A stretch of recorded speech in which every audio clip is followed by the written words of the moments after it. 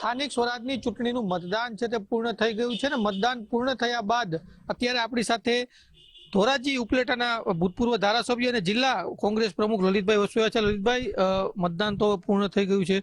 સવારે જ્યારે આપણે વાત થઈ હતી તમે કીધું હતું કે ભાઈ ભાયાવદર અને ધોરાજી કન્ફર્મ છે કે અમે જીતીએ છીએ. હવે મતદાન પૂર્ણ થઈ ગયું છે, હવે કઈ રીતનો ચિતાર છે, શું સમાચાર મળી રહ્યા છે તમારા વિસ્તારમાં? ભાયાવદર અને ધોરાજીમાં શાંતિપૂર્ણ રીતે મતદાન પૂર્ણ થયું છે. મતદાનના આંકડાઓ આવી રહ્યા છે, પણ મને વિશ્વાસ છે કે ધોરાજી અને ભાયાવદર બંને જગ્યાએ 2/3થી વધારે બહુમતી કોંગ્રેસ પાર્ટીની મળે છે. અને ધોરાજીમાં તો હું એવી શક્યતા જોઉં છું કે કદાચ અમારા જે અનુમાન છે એ અનુમાન મુજબ ટ્રેન્ડ હાલે તો 36 બેઠક ઉપર કોંગ્રેસ પાર્ટીના ઉમેદવારો જીતે એમ છે. જે આ મતદાન થયું આજના દિવસે અંદાજિત કેટલા ટકાની આસપાસ રહે એવું લાગે છે અને એના આધારે શું લાગે છે કઈ બાજુ આખું પ્રવાહ છે તે જઈ રહ્યું છે? મતદાનની ટકાવારી ગઈ નગરપાલિકા કરતા 8 થી 10% નીચી રહેવાની છે. મતદારોમાં ભાજપના કોઈ આગેવાની કે કાર્યકર્તા ધોરાજી શહેરની અંદર દેખાણા પણ નથી. હરીફાઈ નથી એટલે મતદાનની ટકાવારી થોડી નીચી રહી છે અને એ અમારા માટે ફાયદાકારક છે.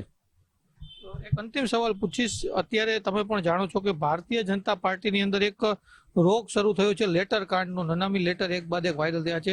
ઉપલેટાની અંદર પણ આવો એક લેટર 2 દિવસ પહેલા વાયરલ થયો છે. અમે સ્થાનિક ધારાસભ્ય મહેન્દ્રભાઈ છે એમની સાથે વાત કરી. એમણે એવું કીધું કે આમાં આ અંગે અમે તપાસ કરશું ને જો પક્ષમાંથી કોઈ હશે તો એમની વિરુદ્ધ કાર્યવાહી કરશું. આ મુદ્દાને કઈ રીતના જુઓ? ભારતીય જનતા પાર્ટીમાં અમરેલી જ નહીં, રાજકોટ શહેર જ નહીં, આખા સૌરાષ્ટ્રની અંદર પાર્ટીમાં અસંતોષનો ચરુ ઉકળી રહ્યો છે. ધોરાજીની અંદર ભાજપના સુધરાઈ સભ્યો મારી સાથે આવીને લડતા હોય, મારી સાથે કામ કરતા હોય અને એને સસ્પેન્ડ કરવામાં આવે છે.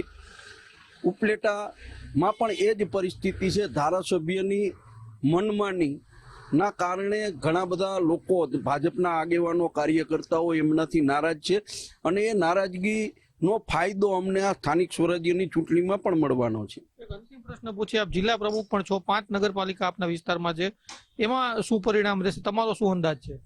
5 નગરપાલિકામાંથી 2 નગરપાલિકા તો બહુ સ્પષ્ટપણે અમે જીતીએ છીએ. જસદણ અને ઉપલેટાની અંદર હરીફાઈ છે.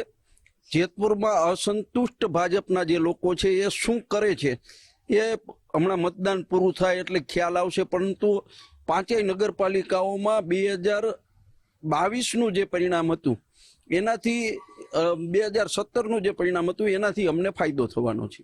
ચોક્કસ. તો અલગ અલગ ગણિત અલગ અલગ નગરપાલિકાઓના સામે આવી રહ્યા છે ને તેને લઈને માહિતી પણ જેમ જેમ મળી રહી છે, અપડેટ આવી રહ્યા છે. કેમ કે મતદાન હવે પૂર્ણ થઈ ગયું છે. મતદાન પૂર્ણ થયા બાદ જે માહોલ છે તે કઈ પ્રકારનો રહ્યો, આખા દિવસનો કઈ પ્રકારનું મતદાન રહ્યું, આ તમામ બાબતોને લઈને નેતાઓ છે તે અત્યારે માહિતી મેળવી રહ્યા છે. કેમેરા પર્સન દેવજી રંગાડિયા સાથે ગૌતમ બેડા, ગુજરાત ફર્સ્ટ, રાજકોટ.